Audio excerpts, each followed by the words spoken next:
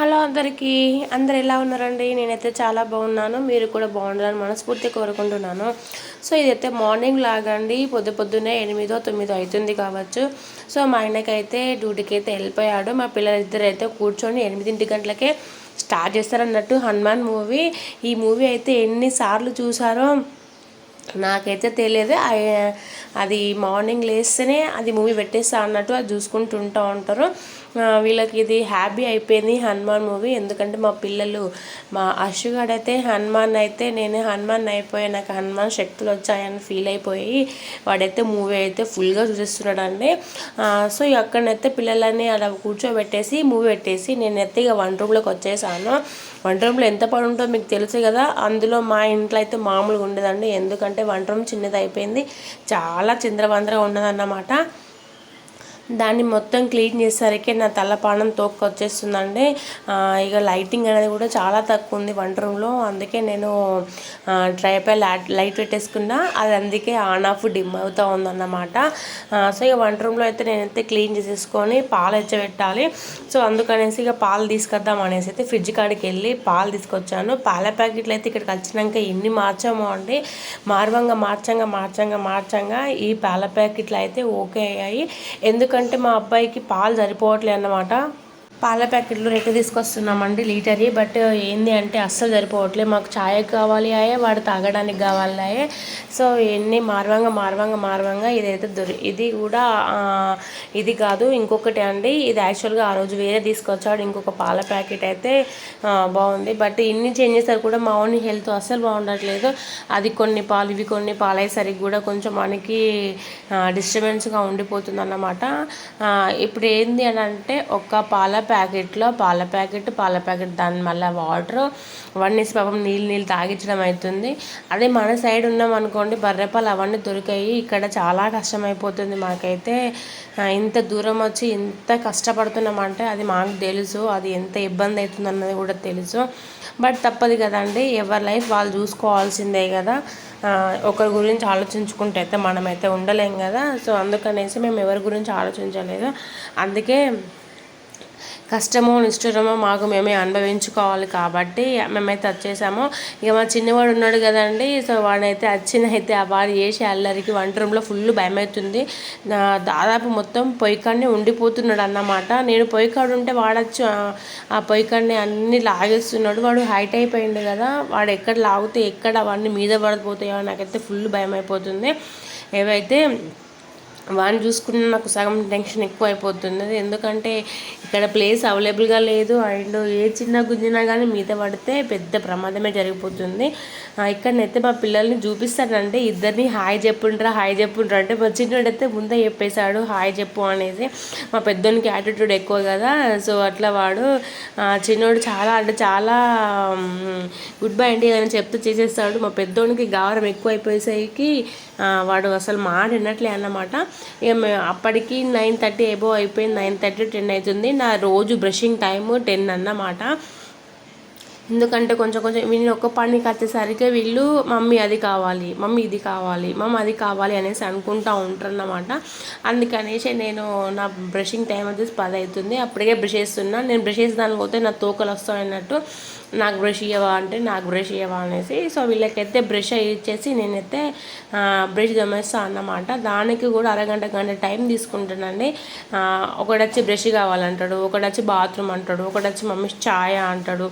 ఇలానే ఉంటుందండి నా లైఫ్ ఎంత దారుణంగా ఉందంటే లేవడం, తినడం, పండడం ఇంతే అయిపోతుంది లైఫ్ అంటే. ఎందుకో నాకైతే చెడ్డ చిరాకు వచ్చేస్తుంది నా లైఫ్ మీద నాకే. ఇంతేనా నా లైఫ్ అంటే? ఇంతేనా? లేవడం, పిల్లలను చూసుకోవడం, తినడం, పండడం ఇంతేనా? ఇంత చేసి ఈ లైఫ్ వీడికే సెటిల్ అయిపోతుంది అన్న ఫీలింగ్ వచ్చేస్తుంది అన్నమాట. మా వాడైతే దాగుడు మూత ఆడేస్తున్నాడండి. ఆడ బ్రష్ చేసుకొని పోయి గబాలని దాగుడు మూడు ఆడేస్తుంటే యాక్చువల్గా ఆ వీడియో మా ఆశుగాడు తీశాడు. బాగుంది కదా అనేసి నేను కూడా పెట్టేసా అన్నమాట. మా ఆశయానికి కూడా ఫొటోస్ తీయాలి, వీడియోస్ తీయాలి, వాడు కూడా ఏదో ఒకటి మాట్లాడాలని ఉంటుంది. బట్ ఏంటి అంటే కొంచెం అల్లరితనం బిత్తిరితనం ఎక్కువయ్యేసరికి మేము వాడు అల్లరిని బిత్తిరితనం తట్టుకోలేకపోతున్నాం. బయటికి తీసుకెళ్ళినా కూడా టార్చర్ మామూలుగా ఉండట్లే అండి. చిన్నపిల్లలు అల్లరి చేయాల్సింది పోయి మా పెద్దోడు చాలా వేసేస్తున్నాను. మేమైతే చాలా అంటే చాలా సఫర్ అవుతున్నామండి, చాలా దారుణంగా. ఇక ఫైనల్ అయితే బ్రష్ చేసుకొని కూర్చొని ఒక 10 నిమిషాలు కూర్చొని అయితే ఇక నేనైతే ట్యాబ్లెట్ వేసుకుంటున్నాను. సారీ ఇక్కడ టిక్లీ పెట్టుకుంటున్నా, బట్ నెక్స్ట్ ట్యాబ్లెట్ వేసుకుంటాను అన్నమాట. ఇక లైఫ్లో ఏది ఉన్నా లేకపోయినా నాకు థైరాయిడ్ ట్యాబ్లెట్ అనేది కంపల్సరీ కూడా. ఎందుకంటే వన్స్ ఒక్కసారి థైరాయిడ్ వచ్చిందంటే అది లైఫ్ లాంగ్ వేసుకోవాల్సిందేనండి. ఇది వేసుకోకపోతే నాకు హెల్త్ ఇష్యూస్ ఏ పరంగా ఏ విధంగా వస్తాయో తెలియదు, కానీ ఇది మాత్రం లైఫ్ లాంగ్ వేసుకోవాల్సిందే. థైరాయిడ్ ఇక వన్స్ ఒక్కసారి థైరాయిడ్ వచ్చిందంటే లైఫ్ లాంగ్ వేసుకోవాల్సిందేనండి, లేకపోతే గుండె చుట్టూ నీరు చేరుతుందని నాకు డాక్టర్ చెప్పారు. సో ఇక అక్కడ నుంచి అయితే నాకు థైరాయిడ్ కూడా ఒక 1 టైంలో నార్మల్ వచ్చింది. అలా అని నెగ్లెన్స్ చేయలేదు, ఎట్ ఏ టైం 1 టైంలో కూడా ఫుల్ అయిపోయేది అన్నమాట. సో ఇక అప్పటి నుంచి అయితే నేనైతే థైరాయిడ్ టాబ్లెట్ మానేయడం అన్నప్పుడు దాదాపు నేను ఇప్పుడు వేసుకోబట్టి 5 years అయిపోతుందనండి. సో ఇది ఎంత నాకు థైరాయిడ్ అయితే ప్రెగ్నెన్సీలో వచ్చింది, మా ఫస్ట్ బాబు అప్పుడు వచ్చింది అన్నట్టు. ఇక తర్వాత పోలేదు. ఇక ఇక్కడనైతే మా పెద్దోనికి అయితే చాక్మార్తో చెక్కాలంట, చాక్మార్ లేదు, వాళ్ళ నాన్న పెన్సిల్ కథ చెక్కియలేదు అనేసి కొట్టేసుకుంటున్నాడు. ఇక్కడ నేనైతే కర్రీ అయితే వండేస్తున్నాను, ఆలుగడ్డ కర్రీ. అప్పటికి టైం చాలా ఎక్కువ అయిపోతుంది, మా ఆయనది లంచ్ టైంకి వచ్చే టైం అయిపోతుందని గబగబా వండేద్దామనేసి వండేస్తున్నాను. కాకపోతే అంతకుముందు హెయిర్కి ఆయిల్ పెట్టేసుకోవాలనేసి హెయిర్ ప్యాక్ వేసుకోవాలనేసి అనుకున్నాను. ఏంటి అని అంటే నా హెయిర్ అయితే చాలా అంటే చాలా ఊడిపోతుందండి.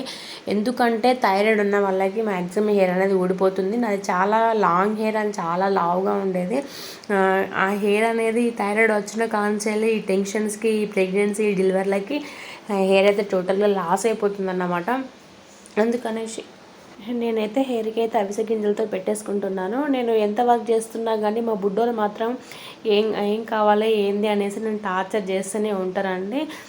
అందుకనేసి నేను ఈ వీడియోస్ అనేది చాలా అసలు తీయడానికి పెట్టడానికి చాలా ఇబ్బంది అయిపోతుంది. నాకు తీయాలి పెట్టాలని ఆలోచన చాలా అంటే చాలా ఉంది.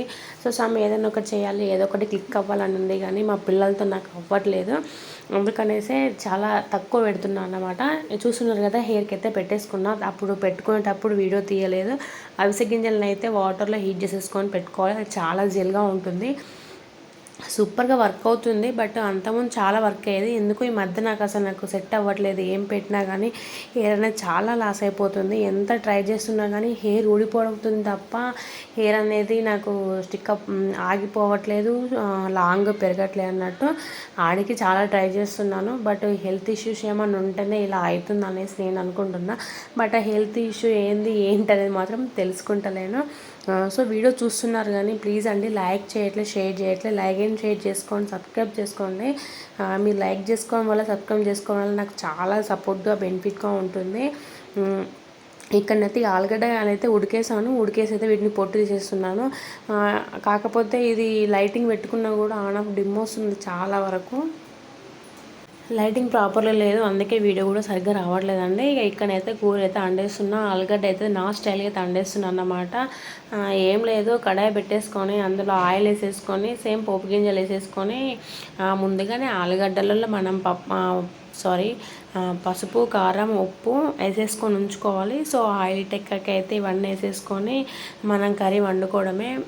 మా వాళ్ళకైతే సొర్రు పోదండి, అంటే మా ఆయనకి ఇష్టము, నాకు ఇష్టము, మా పిల్లలకైతే అస్సలు నచ్చదు. మా వాడికి ఒక బెండకాయ కూర ఉంటాయి చాలు, ఈ ప్రపంచంలో ఏ పెద్ద కూర పెట్టినా కానీ అవసరం లేదు, ఒక బెండకాయ కూర పెడితే చాలు అన్నట్టు ఉంటాడు అన్నట్టు మా వాడు.